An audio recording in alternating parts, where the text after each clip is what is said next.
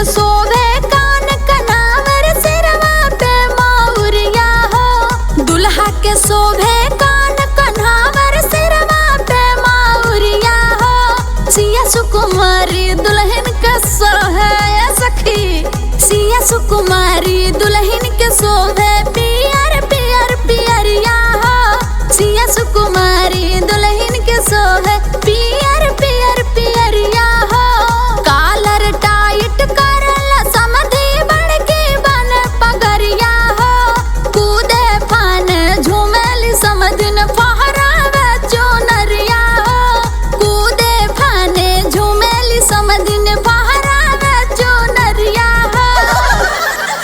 देखा डाल पर, देखा डाल ऊपर चमकत जेवर चढ़ेला। देखा डाल पर मंगटी का हार चढ़े, नथिया नोखेदार चढ़े, झुमका झोपेदार चढ़े। 24 कैरेट सोना पेवर चढ़ेला। देखा डाल पर, देखा डाल पर चमकत जेवर चढ़ेला। देखा डाल पर साड़ी के नया फ्लेवर चढ़ेला। देखा डाल पर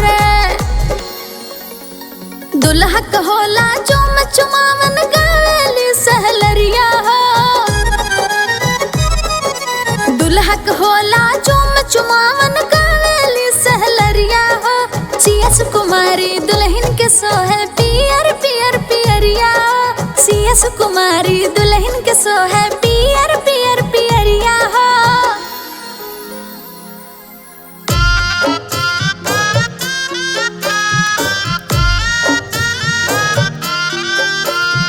पापा कन्यादान करे,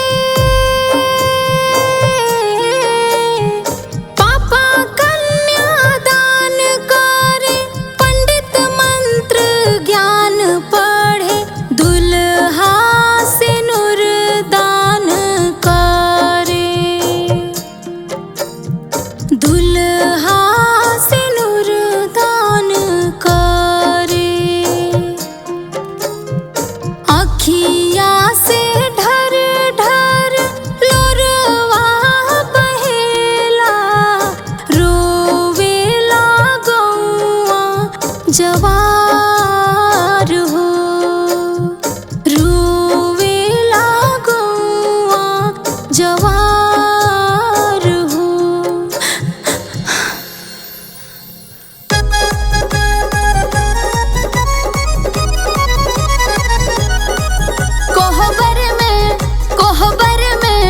कोहबर में सख के नोक झोंक चलेला।